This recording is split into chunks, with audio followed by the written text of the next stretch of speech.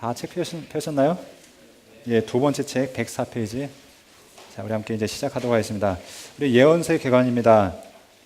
예언서 개관은 앞으로 여러분들이 예언서 총 17권을 이해하기 위해서 간단한 이제 기본 정보들, 그러니까 당시의 국제 정세들이 어땠고, 또한 이 말씀이 어떤 배경 속에서 쓰였는지를 간단하게 설명하는 시간입니다.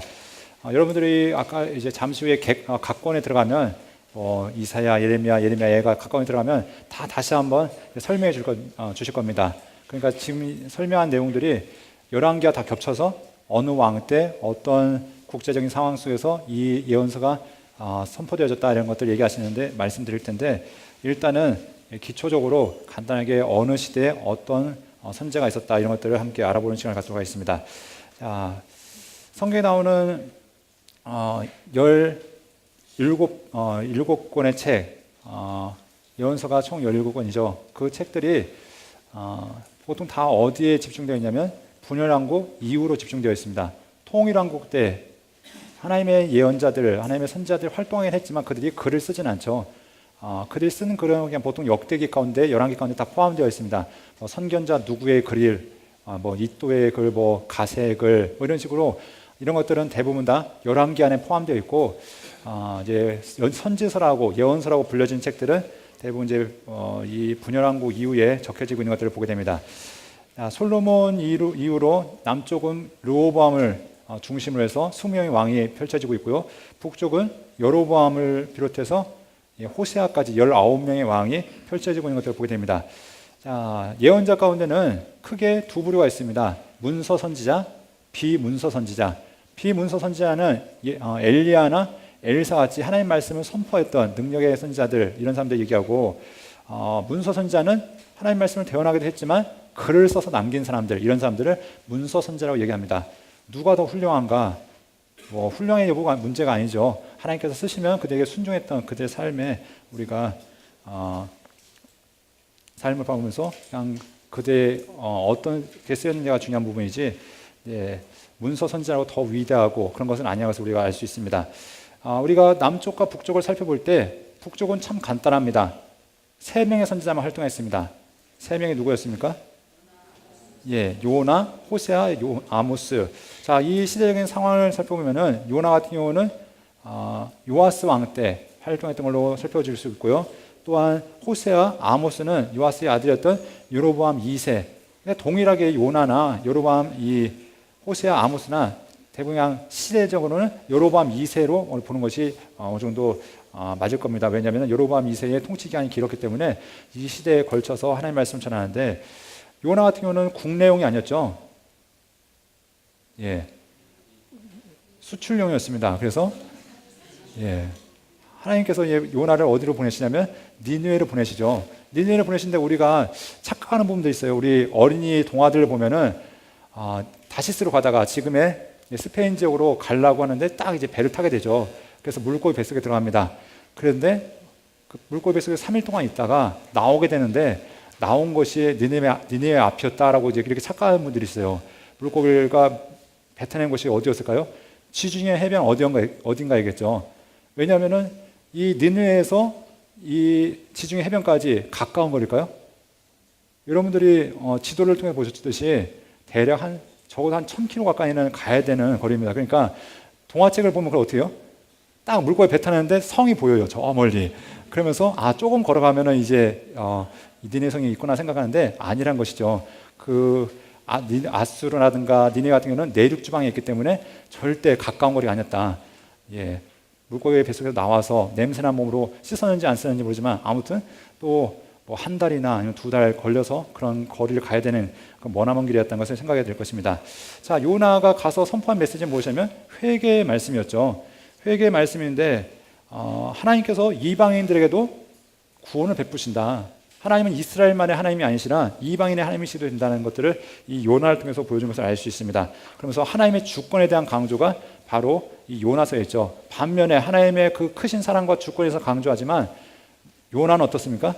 아직도 그 민족주의에 사로잡혀서 그 아수르, 저 나쁜 놈들, 저것들이 과연 구원을 받는단 말이야 하면서 아수르의 멸망을 바라고 있는, 니느웨 성의 멸망을 바라보고 있는 어떻게 보면 참 인간적인 모습들, 이런 것들을 우리가 살펴볼 수 있습니다. 그래서 하나님의 은혜와 인간적인 요나의 모습을 우리가 요나서를 통해서 함께 살펴볼 수 있을 것이고요. 자, 호세아서는 결혼이라는 단어가 어쩌면 핵심 단어일 겁니다. 결혼을 통해서 고멜, 음란한 여인을 통해서 이 결혼을 이제 아주 꿈 많은 청년 호세아가 팔려가죠. 자, 그래서 자식을 낳는데 이 자식들이 내 자식인지 아닌지도 모르는 3명의 자식을 낳습니다. 이스르엘, 로암미, 로루아마 뭐 이렇게 자식을 낳은 다음에 이 자식을 통해서 하나님께서 이스라엘 향해서 하신 말씀이 무엇인지, 야, 그것이 바로 너희야. 너희가 천박한 그 여인 같은 모습이 바로 결혼 관계를 깨뜨린 너희 모습이 아니냐 하면서 관계의 회복을 바라시는, 그러면서 그들의 죄를 지적하시면서 돌아오길 바라시는 이것이 바로 호세아 가운데 나타나는 하나님의 사랑과 하나님의 은혜라는 것입니다. 자, 그리고 아모스 같은 경우는 남쪽 출신이 아니죠. 북이스라엘에서 활동하긴 했지만 남쪽에서 하나님 말씀을 가지고 북쪽으로 올라갔던, 성경은 이 사람이 농부였고 또한 목자였고 뽕나무 치는 자라고 얘기하면서 출신 자체가 선지자가 아니라 어떻게 보면 평범한 동네 아저씨 같은 사람인데 하나님 말씀이 임했더니 한참 빈부격차로 인해서 사회가 극심한 부조리와 타락한 그 여로보암 2세 시대에 하나님 말씀을 선포했던 사람인 것들을 보게 됩니다. 자, 그래서 아모스에 있어서 보면은 혼합 종교를 책망하고요, 또 형식주의에 빠진 그 삶을 책망하면서 정의에 대해서, 사회 정의, 공의에 대해서 선포하는 것들을 우리가 살펴볼 수 있습니다. 특별히 아모스에서 여호와의 날이라는 것이 강조되어지죠.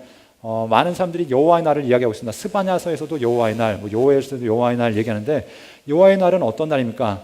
좋은 날입니까? 나쁜 날입니까? 네, 우리 교회 성도님들은 제가 하도 물어보니까 딱 알아요. 뭐라면은 좋은 날일 수도 있고 나쁜 날일 수도 있고 자, 이렇게 얘기하세요. 왜냐하면 하나님을 신실하게 따르는 자들은 구원의 날이겠지만 하나님 앞에서 불순종했던 자는 심판의 날이기 때문에 각각 다른 의미로 다가가는 것이죠. 그러니까 여호와의 날이 임할 것이다. 그런데 이스라엘 전통적인 신학 사상에서는 여호와의 날, 우리를 구원하는 날, 좋은 날, 그런데 아니라는 것이죠. 너희가 그날 심판당할 수 있다는 것을 경고하고 있는 것을 보게 됩니다. 이렇게 북쪽 이스라엘의 3명의 선지자를 이야기했고요. 자, 요엘에 대한 선지자의 이름의 뜻은 여호와는 하나님이시다 라는 의미를 가지고 있습니다. 그러면서 하나님이 어떤 분이신지에 대해서 이야기하는데, 선지자들 가운데 어떻게 보면 문서 선지자 가운데 가장 이른 시기에 하나님의 말씀을 선언했습니다. 요엘서를 딱 피면은 나오는 곤충이 있습니다.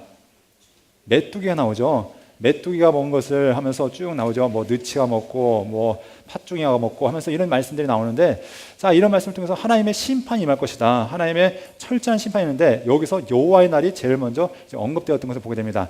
그래서 그날 너희가 지금 안일하게 살고 있는데 하나님 앞에 돌이키지 않으면 너희에게 심판이 있다는 이것들을 요엘 선지자를 통해서 이야기하는 것을 보게 됩니다. 자, 남유다로 계속 가면은 이제 우시아 시대, 우시아가 죽던 해에 이사야가 성전에 가서 하나님의 임재하심을 체험합니다. 하나님께서 말씀하시죠. 누가 우리를 위해서 갈고 내가 누구를 보내며 누가 우리를 위해서 갈고라는 하나님의 음성이 들렸을 때 이사야가 내가 여기 있나이다, 나를 보내소서 하면서 하나님 앞에서 선지자로서 사명을 받는 것들을 보게 됩니다. 이렇게 이사야가 가게 되어지는데, 그 시대가 어떤 시대였습니까? 우시아 이후로 요담, 아하스, 히스기야, 므낫세, 여러 왕들을 거쳐서 특별히 아수르와의 관계 속에서 너희의 하나님이 누구시냐, 진정한 구원자가 누구냐, 이사야라는 이름 자체가 여호와는 구원이시다라는 의미인데, 당시 사람들이 구원자로서 주변 나라들을 의지하고 자기 주변의 우상들을 의지할 때 너희의 구원자는 한 분밖에 안 계신다, 오직 여호와께서 너희의 구원자가 되신다라는 것을 이야기하는 것을 보게 됩니다. 특별히 이사야의 메시지 가운데는 앞으로 오실 메시아에 대한 사상이 가장 강조되는 것을 보게 됩니다. 그래서 신약 성경 가운데 이 이사야서를 가장 많이 인용하고 있죠. 그래서 앞으로 오실 메시아의 모습이 어떠한 모습인가? 그는 상한 갈대를 꺾지 않으시고 끄지 않으시는 그런 분으로, 또한 그 외모부터 또한 그의 고난에 이르기까지 이사야가 이렇게 예언하고 있는 것들을 보게 됩니다. 또한 이사야 선지자는 마지막 시대까지 앞으로 이스라엘 백성들이 바벨론에서 회복될 것과 더불어서 마지막 시대, 다시 말해서 요한계시록까지 바라보면서 하나님의 나라를 바라보는 그 메시지도 이 이사야 가운데 담겨 있는 것들을 보게 됩니다. 자, 이 시대 가운데, 동일한 시대 가운데 미가 선지자가 활동합니다. 미가 선지자 가운데도 보면은 여러분들 아주 유명한 미가서의 메시지가 있습니다.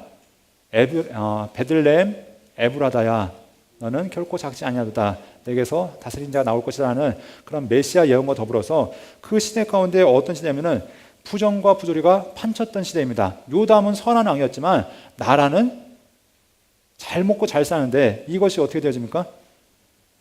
서로 공동체가 완전히 깨어져 있던 것들을 보게 됩니다.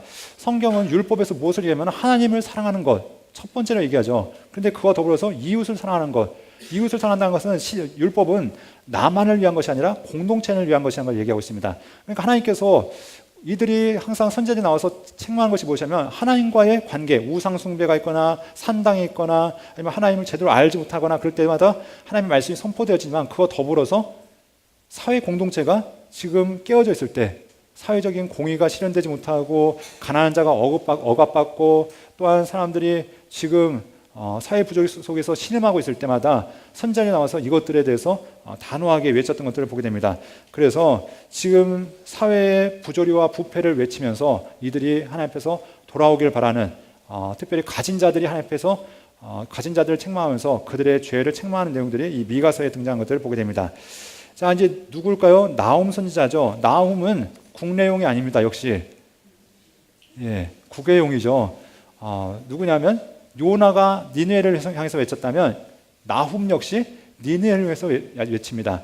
요나가 외친 메시지를 듣고 어떻게 했냐면 이스라엘 백성들이 니느웨 백성들이 회개합니다. 왕에서부터 짐승에 이르기까지 다 회개했다면 이제 시간이 지나서 100년이 넘은 시간이 지난 다음에 나훔이 외칠 이때는 어떤 때입니까? 이들이 끝까지 완악함을 가운데 있다가 나훔이 심판을 선언하고 결국 이 히스기야 시대가 지나고 요시야 직전에 얼마 되지 않아서 이 아수르가 완전히 멸망당한 것을 보게 됩니다. 자, 이 나훔은 아수르에 대한 예언을 선언하면서 그들의 죄악을 심판하고 또한 더불어서 무엇을 얘기하면 이스라엘에 대한 위로를 이야기하고 있습니다. 원수가 망한다는 것은 무엇입니까? 그 원수의 앞자리에 있는 자들에게는 소망의 메시지이고 희망의 메시지인 겁니다. 그러니까 나훔의 메시지는 아수르가 망한다. 그에게는 다시 말해서 너에게 하나님의 위로와 소망이 있을 것이다라는 그런 메시지가 있는 것들을 보게 됩니다. 자, 스바냐서죠. 스바냐서는 여러분들 찬양이 있습니다. 너의 하나님 여호와가 너의 가운데 계시니. 자, 이 찬양이 어떤 찬양이냐면 남은 자에 대한 이야기입니다. 이제 하나님 말씀에 따라서 여호와의 날이 다가올 것인데 이 날은 정말 크고 무서운 날입니다. 어마어마한 심판의 날입니다. 하나님이 다 진멸하시는 날입니다. 그런데 끝까지 하나님을 신뢰했던 자들, 하나님을 바라본 자들, 그런 자들은 남게 될 것인데 하나님은 그런 자들을 위로하실 것이다. 그러니까 이 스바냐의 찬양은 아무나 부르는 찬양이 아니라 끝까지 하나님을 붙들고 믿음을 지켜나가는 자들만이 부를 수 있는 은혜의 찬양이라는 것입니다. 이것들을 성경은 이야기하고 있습니다. 그래서 여호와의 날을 이야기하면서 우상 숭배한 자들을 하나님께서 책망하시고 그들을 징계하지만 하나님께서 끝까지 남은 자에게는 회복이 선언된다는 것을 이야기하고 있습니다. 자, 또한 계속해서 무엇을 얘기하죠? 하박국서입니다. 근데 하박국서가 이제 선포되기 이전에 이제 예레미야 선지자가 활동하기 시작합니다. 예레미야 역시 긴 시대에 걸쳐서 사역하게 되죠. 그래서 요시야 시대부터 시드기야에 이르기까지 기나긴 시대 가운데 하나님 말씀을 선포하는 것을 보게 됩니다.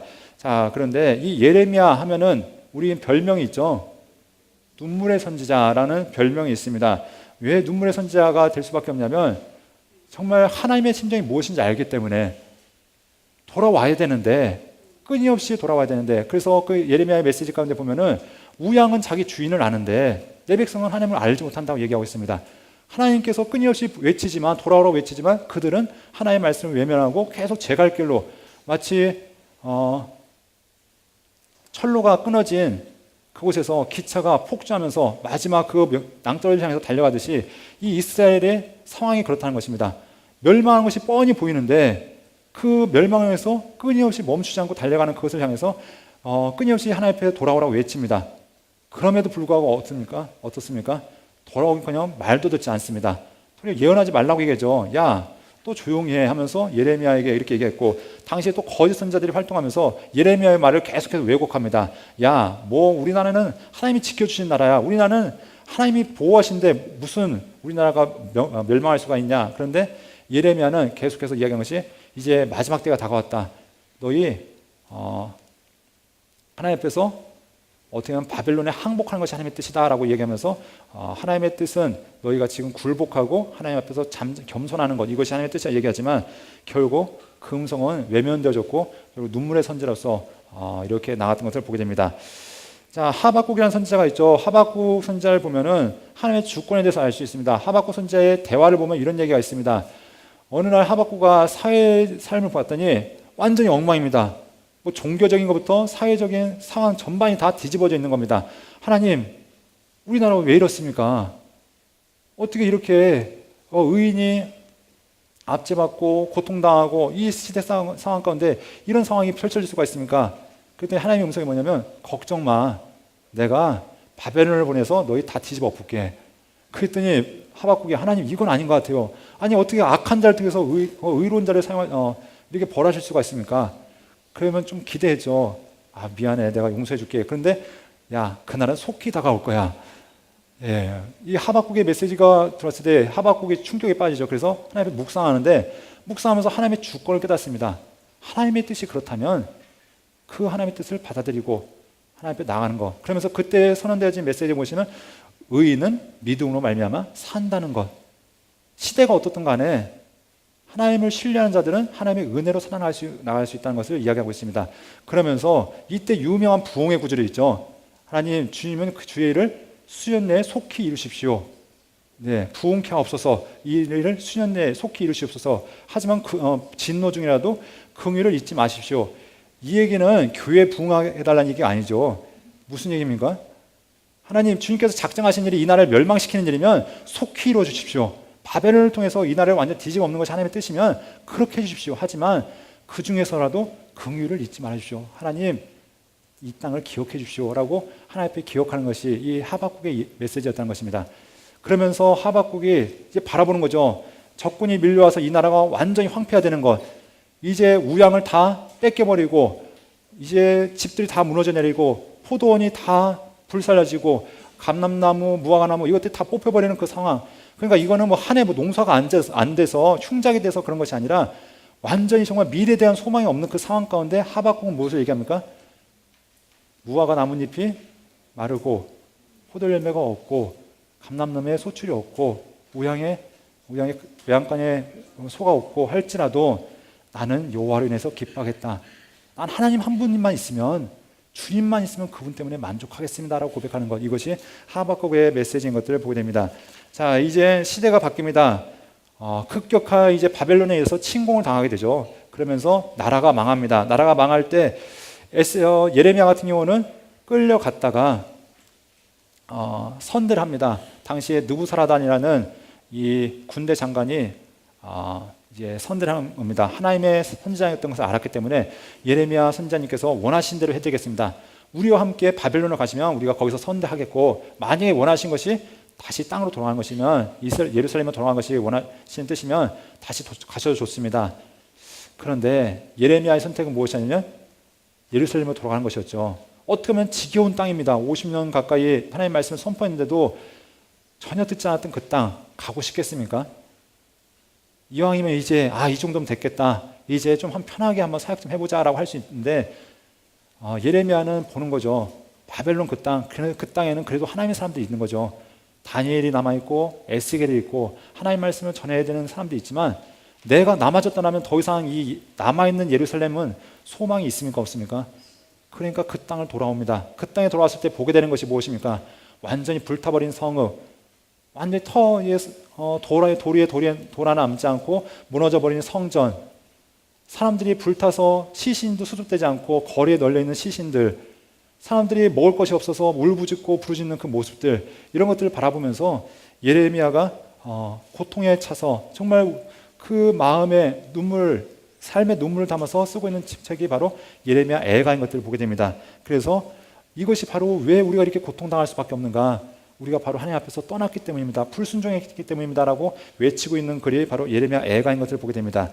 자, 오바자서라는 책이 있는데요, 오바자서는 이제 시대적인 논란이 약간 있는 책입니다. 그런데 우리는 이것이 아마도 예루살렘 성전이 무너진 다음에 쓰여진 책이 아니었을까라고 이제 보고 있습니다. 왜냐하면 이 오바댜는 에돔을 향해서 쓰여지는 편지입니다.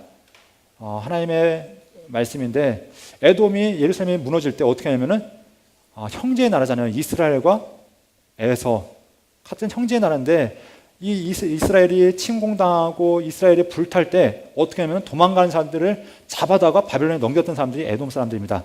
도망가고 있으면 같이 죽였던 사람들이 에돔 사람입니다. 그리고 도둑질할 때 노략질할 때 같이 가서 훔쳐갔던 사람이 에돔 사람들이다. 그러니까 하나님께서 이 에돔을 징계하신 겁니다. 내 백성을 이렇게 대한 너희를 내가 그냥 놔두지 않겠다. 내가 너희를 반드시 심판하고 내가 너희를 멸하겠다라고 에돔에 대한 심판과 하나님의 징계가 나타나는 것. 그러면서 이 에돔의 오바댜서의 마지막은 이스라엘 하나님께서 회복하실 것이다. 너희가 지금 고난 가운데 있지만 내가 너희 때가 되어지면 너희를 회복하실 것이라는 회복의 메시지로 이 오바댜서가 선포되어진 것을 보게 됩니다. 자, 이제 예루살렘에서의 예언자는 다 사라졌습니다. 하지만 바벨론 땅에서는 아직도 예언자들이 남아있죠. 누가 있냐면 다니엘과 에스겔입니다. 다니엘이 먼저 갔습니다. 예루살렘이 망하기 전에 아직도 나라의 왕들이 아직 여전히 남아있을 그때 바벨론의 포로로 끌려가서 가장 최고의 교육, 엘리트 교육을 받습니다. 왜냐하면 느부갓네살이 써먹기 위해서. 그런데 그 다니엘이 어떻게 준비되어지냐면 하나님의 사람으로 그 왕궁 가운데 하나님의 살아계심을 증거하는 사람이 되어집니다. 다니엘서는 무엇을 얘기하면 하나님의 주권을 얘기합니다. 하나님은 단지 이스라엘에 국한된 조그만 나라의 하나님이 아니라 온 세상, 온 열방의 하나님이시다라는 것들을 이 다니엘서를 통해서 보여주십니다. 그래서 다니엘을 통해서 누가 영향받냐면 느부갓네살이 보는 거죠. 야, 니네 하나님은 진짜 하나님이구나. 니네 하나님은 정말 살아계신 분이구나. 니네 하나님 같은 분이 없는 거구나 하면서 다니엘과 그의 친구들을 통해서 하나님의 살아계심과 역사하심을 보여주고 있는 겁니다. 그래서 불 속에 들어가도 건지신 하나님, 꿈도 알아내신 하나님, 또한 당시 세계 최고의 왕을 낮추셨다가 다시 높이신 하나님. 그러니까 이걸 통해서 하나님의 주권, 하나님의 놀라운 역사를 바라보는 겁니다. 그리고 더불어서 다니엘서 7장 이후에 보면 무엇을 보냐면 앞일에 대해서 얘기하죠. 예언을 통해서 앞으로 이 시대가 하나님께서 어떻게 펼쳐나갈지 이스라엘의 운명에 대해서 또한 하나님의 백성들의 삶에 대해서 이야기한 것들을 보게 됩니다. 반면에 다니엘이 왕궁에서 하나님의 말씀을 선포하고 있었다면 에스겔은 무엇을 하고 있었을까요? 백성들 가운데서 그발 강가에서 그가 30살이 되었을 때 원래는 제사장이 되겠죠. 제사장 출신이었기 때문에 그가 만약 예루살렘에 남아있으면 제사장으로 성전 사역을 시작해야 되는데 이제 그발 강가에서 30살이 되었을 때 하나님께서 그를 선지자로 부르시기 시작합니다. 이 에스겔서에서 중요한 단어 한 가지는 파수꾼이라는 단어입니다. 파수꾼, 무엇하는 사람입니까? 외치는 사람이죠. 야, 네가 만약 외치지 않아서 그 사람이 듣지 못하면 그 책임을 너한테 묻겠다. 근데 만약에 네가 외쳤는데도 불구하고 그가 돌이키지 않으면 그 책임은 그 사람에게 묻겠다 하면서 너는 외쳐야 돼. 근데 참 아이러니한 게 뭐냐면 외쳐야 돼. 근데 너를 벙어리로 만들 거야. 예, 하나님께서 에스겔에게 넌 지금부터 하나님의 말씀을 열심히 증거해야 돼. 근데 이제부터 벙어리 될 거야. 말 못할 거야. 그러니까 말 못하니까 뭘로 합니까? 행동으로 보여주는 거죠. 행동으로 막 토판 갖다가 보여주고 소꿉놀이 같이 하기도 하고 때로는 왼쪽으로 누워있기도 하고 오른쪽으로 누워있기도 하고 잡곡을 섞어서 막 먹기도 하고 하나님께서 야, 너 그거 잡곡 갖다가 네 똥에다가 구워 먹어 했더니 하나님 그건 너무한 것 같아요. 냄새나요. 더러워요 했더니 그럼 소똥으로 바꿔줄게 해서 하나님께 앞서 어떻게 해요? 그래서 소똥을 바꿔주기도 하고 또 뭐 집에 구멍을 뚫고 들어갔다 나왔다 하기도 하고 심지어 에스겔의 아내가 죽는 걸 통해서 야, 오늘 네 눈에 사랑스러운 그 사람을 데려갈 거야. 근데 너 절대 슬퍼하지 마. 왜냐하면 그게 나의 지금 현재 심정이야. 정말로 그날 갔더니 자기의 마음을 그나마 이해했고 헤아려줬던 에스겔의 아내가 죽습니다. 그럼에도 불구하고 울지 못하고 하나님의 말씀을 대언했던 것, 이것이 에스겔의 사명이었습니다. 하지만 에스겔 사명은 죄를 지적한 것뿐만 아니라 앞으로 이스라엘 회복을 이야기하고 있죠. 때가 되어지면 마른 뼈가 살아나듯이 하나님께서 이스라엘을 회복하실 것이다. 또한 성전에서 물이 흘러나와서 모든 만물을 회복하듯이 하나님께서 이 땅을 회복하실 것이라는 환상 가운데 또한 이스라엘에 대한 소망이 선언된 것을 보게 됩니다. 이제 마지막 3명의 선지자가 남았죠. 학개, 스가랴, 말라기입니다. 이제 포로기가 끝났습니다. 끝나고 스룹바벨과 여호수아 제사장이 먼저 돌아오고요. 그리고 그들에 의해서 성전이 지어집니다. 그리고 후에 에스겔이 돌아오고 에스라가 돌아오고 느헤미야가 돌아오는데 에스라가 돌아오기 이전 성전이 아직 지어지기 전에 이제 처음에 스룹바벨과 돌아와서 이제 기대가 있는 겁니다. 야, 이제 왔으니까 하나님께서 우리에게 복 주실 거야. 자, 우리가 으쌰으쌰하면 성전도 짓고 우리가 다시 이전의 영광을 회복할 거야. 그런데 현실은 그리 녹록지 않았습니다. 왔더니 열심히 반대 세력이 있는 거죠. 예. 성전 건축을 방해하고 결국 이 성전 건축이 중단되어집니다. 언제까지면 다리오 왕 때까지. 다리오 왕이 이제 등극하기 전까지 16년 동안 이제 멈춰 있습니다. 그러니까 학개 선지자가 나오는 겁니다. 나와서 야, 너희들은 판벽한 집에 살면서 하나님의 성전은 지금 이게 뭐냐? 너희가 왜 아무리 씨 뿌려도 거두지 못하는지 아니? 그러면서 먼저 하나님의 성전을 지어야 돼. 그러면서 이 학개 선지자가 외쳤을 때 이들이 정말 하나님 말씀에 순종하기 시작합니다. 그래서 스룹바벨을 필두로 해서 어떻게 합니까? 선두로 해서 이들이 하나님의 성전을 지어갑니다. 이들이 처음에 계획은 무엇이냐면 멋진 성전, 그래서 저 멀리서 백향목도 수입해오고 뭐 또 돌도 수입하고 해서 할 계획이 있었지만 하나님은 뭐냐면 앞산에 가서 나무대 배다가 너희가 그렇게라도 하면 하나님께서 그 가운데 이전 영광보다 더 큰 영광을 너희에게 부어줄 거야 라고 하나님 말씀하십니다. 그리고 때마침 이 시대가 맞아떨어집니다. 다리오 왕이 이걸 허락하죠. 성전 짓는 걸 허락할 뿐만 아니라 원조합니다. 야, 성전 짓는데 필요한 거 있으면 다 갖다 줄게. 그래서 이들이 말씀에 순종할 때 이들이 하나님 앞에 성전 짓는 것을 보게 됩니다. 그래서 하나님의 성전을 지어라가 학개 선지자입니다. 그런데 스바냐 선지자는 한 2달 뒤에 활동하는데 이 스가랴 선지자는 무슨 얘기냐면은 너희에게 성전이 어떤 의미인지 아니? 왜 너희에게 성전이 있어야 되는지 아니? 하면서 성전의 의미에 대해서 성전의 성전을 지어야 되는 당위성에 대해서 설명한 것을 보게 됩니다. 그래서 성전을 통해서 하나님의 영광이 임할 것이고 하나님께서 회복하실 것에 대한 이야기, 또한 이 스가랴 선지자도 메시아가 앞으로 오실 것이다 라는 것을 앞으로 예언한 이야기가 있는 것들을 보게 됩니다. 자, 이렇게 하면서 시간이 더 흐릅니다. 에스라가 왔고요, 느헤미야가 와서 이스라엘을 이제 다시 한번 회복하고 부흥운동을 일으킵니다. 그래서 말씀으로 나라가 회복되어지고 또 이방인들과 결혼했던 사람들이 다 그걸 끊어내고 다시 말씀으로 세워진 나라를 세우고자 했는데 이제 시간이 지나면서 다시 형식적으로 되어진 것입니다. 이전 출애굽부터 이들이 분열 왕국 전까지, 분열 왕국에서 망하기 전까지의 문제는 무엇이냐면 우상 숭배가 문제였다면 이제 다음에는 무슨 문제냐면 형식주의가 문제가 되어집니다. 이제 우상은 그들 가운데 언급이 되어지지 않죠. 구체적으로 이방인과의 결혼은 금하지만 우상 숭배에 대한 이야기는 그렇게 등장하지 않습니다. 왜냐하면 그들이 훈련 받았으니까, 하나님 말씀에 대한 것들을 훈련 받았으니까 이제 우상 섬기면 안 된다는 걸 알고 있습니다. 특별히 바벨론까지 갔다 와서 체험했던 거죠. 야, 봤더니 우리 하나님께서 정말 이 느부갓네살보다도 높으신 분이었고 느부갓네살도 그 하나님의 권위 아래 있는 자였구나. 그것들을 깨닫게 되면서 우상은 쓸모없는 거였네. 결국 하나님이 최고였네. 이것들을 깨닫게 되어진 것입니다. 그런데 왔는데 이제 현실에 바쁘다 보니까, 현실에 적응하다 보니까 하나님에 대한 것들이 형식적이 되어진 것입니다. 특별히 이들이 세워놨던 모든 제사제도, 하나님을 섬기는 특별히 11조에 대한 것들이 무너지기 시작합니다. 11조는 단지 우리의 10분의 1을 드리는 것뿐만 아니라 예배 제도를 세우는데 가장 기초입니다. 왜냐하면 당시의 제사장들, 레위 사람들이 생활을 11조를 통해서 하기 때문에 11조가 끊어졌다는 것은 그들이 예배가 무너지고 다 생업을 찾아 떠나야 되는 그런 상황. 그러니까 성전이 바로 운영될 수 없는 상황을 얘기하고 있습니다. 그러니까 말라기가 나와서 처음 얘기하는 것이 무엇입니까? 내가 너희를 사랑하였노라 라는 말로 이제 선언이 되어지죠. 그때 이들이 말하는 게 무엇입니까? 주님께서 우리를 어떻게 사랑했습니까? 다른 얘기면은 전 사랑받은 기억이 없습니다. 이스라엘 역사를 돌아보면 우리는 맞은 기억밖에 없습니다. 하나님 맨날 우리 패기만 했죠. 언제 사랑했습니까? 하나님이 기가 막히죠. 여러분 자녀들이 있으실 텐데 어느 날 여러분들이 사랑 고백을 합니다. 아들아, 내가 너 사랑하는 거 알지? 정색가 오면서 아빠가 날 사랑했다고요? 언제요? 어떻게요? 그러면 여러분 어떻게 반응하시겠습니까? 그런데 하나님이 패야 돼요.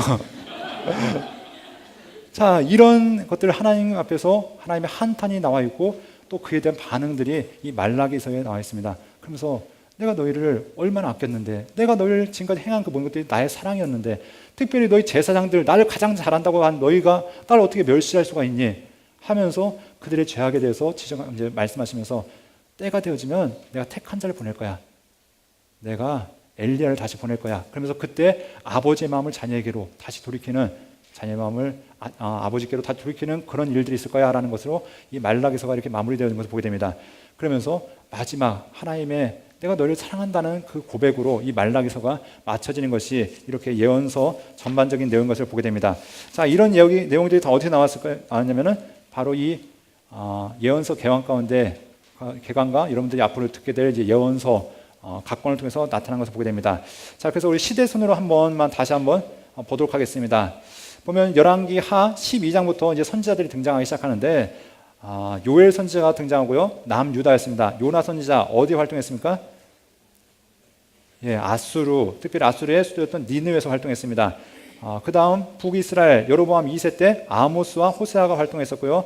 남유다에서는 우시아 때, 요담 때 미가와 이사야 선지자가 활동했습니다. 자, 시간이 약간 흘러서 이제 남유다가 망할 위기에 있었을 때, 망하기 바로 직전에 먼저 히스기야가 있었죠. 히스기야 때 나훔 선지자가 요나에 대한 멸망에 대한 선언이 있었고요. 그리고 스바냐 선지자가 요시아 때 여호와의 날에 대해 선언하시면서 하나님의 심판의 날, 그때 하지만 남은 자들은 구원을 받을 것이라는 그 말씀을 하셨습니다. 예레미야 하나님께 돌아오라는 끊임없이 메시지가 있었지만 그들은 멸시했고요, 무시했고요. 하박국 선지자 하나님의 심판이 임박했다는 것을 얘기하고 있습니다. 그 심판은 곧 다가온다라는 것을 얘기합니다. 자, 그리고 정말로 심판이 다가왔습니다.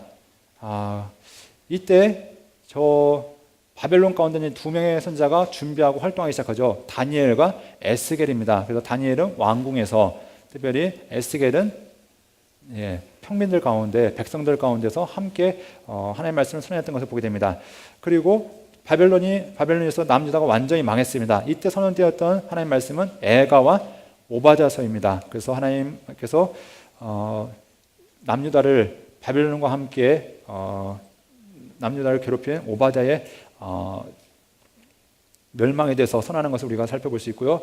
자, 이제 시대가 또 바뀌죠. 포로기가 끝나고 포로 귀환기가 되었을 때 이제 학계와 스가랴가 나오는데 둘은 2달 차이로 활동합니다. 학계 선지자는 성전을 지어라. 스가랴 선지자는 성전을 왜 지어야 될까? 성전 짓는다는 의미가 무엇일까? 이런 것들에 대해서 이야기하고 있습니다. 자, 에스더서 선지자는 아니지만 에스라 시대에 하나님 말씀을 따라 정말 그렇게 하나님 말씀에 따라 순종했는지 안 했는지 모르지만 성경 분명한 것은 사람이 어땠음에도 불구하고 어떠함에도 불구하고 이 사람을 들어서 사용하신 하나님의 능력에 대해서 주권에 대해서 이야기하고 있습니다. 그러니까 우리가 성경 읽기에 있어서 사람 중심으로 읽지 않고 하나님 관점으로 읽는 것이 중요한 이유는 사람 관점으로 보면은 각 사람의 장점을 찾아내기 위해서 노력하죠. 그래서 에스더, 죽으면 죽으리라.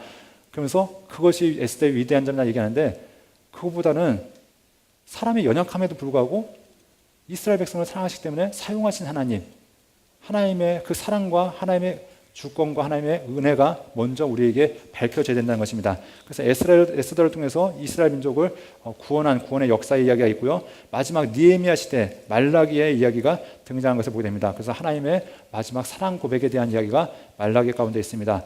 우리가 이건 아까 봤던 이야기고요. 자, 시대적인 상황들 이제 다시 한번 아수르에 대한 이야기. 여러분들 예언서 하시면서 또 한 번 나올 겁니다. 각권 선지하신 분들이 가스루, 바벨론, 페르시아 이런 얘기를 하게 될 텐데, 자, 그런 시대적인 배경을 통해서 하나님 말씀이 어떻게 선포되는지 이것들을 함께 살펴보셨으면 좋겠습니다. 이제 말씀을 마무리합니다.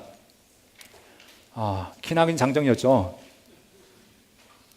열왕기 상하서를 보았고요, 역대기 상하서를 보았고요, 예언서 개건까지 함께 보았습니다. 수많은 왕들이 등장했지만 그 왕들 가운데 누가 잘했고 누가 못했고 이건 그렇게 중요한 문제가 아닙니다. 열왕기 상하서를 통해서 끊임없이 이야기한 것은 누구냐면 진정한 왕이 누구인가, 진짜 왕이 누구인가. 이건 사사기에서도 우리에게 다뤘던 문제였죠. 진짜 왕은 누구밖에 없다? 하나님밖에 없다는 것. 이것이 열왕기 상하서, 역대 상하서에서 우리에게 주어진 바였습니다. 그 하나님을 신뢰할 때 하나님께서 우리에게 복을 주실 것이고, 그 하나님을 떠나가면 하나님이 주시는 벌 자체가 무서운 것이 아니라 하나님 떠난 그 자체가 재앙이고 하나님 멀리하는 그 자체가 그 삶의 저주라는 것을 기억했으면 좋겠습니다. 아무리 정치를 잘했어도, 왕들이 국제적인 감각이 뛰어났고 전쟁을 잘 치렀고 또는 나라를 부강하게 했고 정치를 아무리 잘했어도 성경은 이 사람이 하나님과 어떤 관계를 맺었는가, 그걸로 그 사람을 평가하고 있지, 그 사람들의 정적인 수완을 통해서 그 사람을 평가하고 있지 않다는 것입니다. 우리가 하나님 앞에 섰을 때 하나님 역시 우리를 그러지 않으실까요? 너 얼마나 세상에서 큰일 하고 왔니? 얼마나 하나님 앞에 많은 사역하고 왔니? 이것이 아니라 너 나랑 어떻게 교제했고 어떻게 동행하며 살았니? 너의 일생 가운데 하나님은 어떤 위치를 차지하고 있었니? 이것이 하나님께서 우리에게 묻는 질문이 아닐까요? 하나님과 친하십니까? 하나님이 여러분 가운데 정말로 동행하시는 그 여러분 친구와 같고 아내, 남편과 같고 또는 아버지와 같고 여러분의 주인 같은 분으로 여러분 삶 가운데 있습니까? 열왕기서 가운데 역사했던 하나님 끊임없이 돌아오라 외쳤죠. 내가 원하는 것은 너희의 멸망이 아니라 너희의 회복이고 너희와 함께하는 동행하는 것이다라고 말씀하셨던 하나님께서 오늘도 우리에게 말씀하고 계십니다. 그 하나님을 바라보면서 우리 함께 찬양을 나갔으면 좋겠습니다. 하나님은 나의 왕이십니다. 나의 전부이십니다. 함께 고백하겠습니다.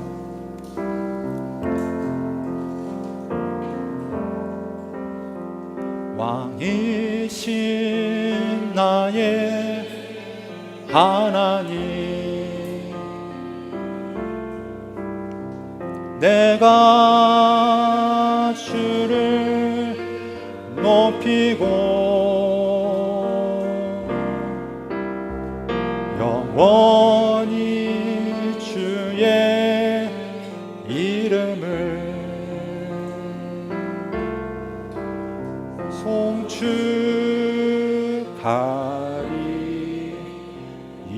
송축하리이다. 다시 한번 찬양합니다. 왕이신 나의 하나님, 왕이신 나의 하나님, 내가 주를 높이고 영원히 주의 이름을 송축하리이다.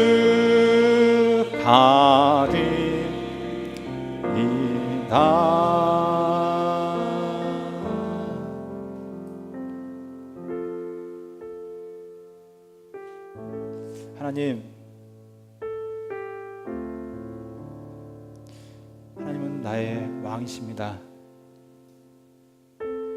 우리의 전부가 되시고 우리의 모든 것 되십니다. 열왕기 상하 속에서 역사했던 하나님, 역대기 속에서 역사했던 하나님, 수많은 선지자를 통해서 말씀하셨던 하나님, 지금도 우리에게 내가 너를 사랑한다 말씀하시면서 나와 함께 동행하고 나와 함께 살자라고 말씀하신 그 하나님의 음성에 우리가 온전히 귀 기울이고 주님과 함께 동행하기 원합니다. 단지 과거에 역사했던 하나님이 아니라 오늘 이 시간 우리 가운데 임재하신 하나님을 만나게 도와주시고 그 하나님과 오늘 또 동행하는 삶을 살 수 있도록 도우시고 인도하여 주옵소서. 우리의 걸음을 인도하시는 예수 그리스도의 이름으로 기도합니다. 아멘.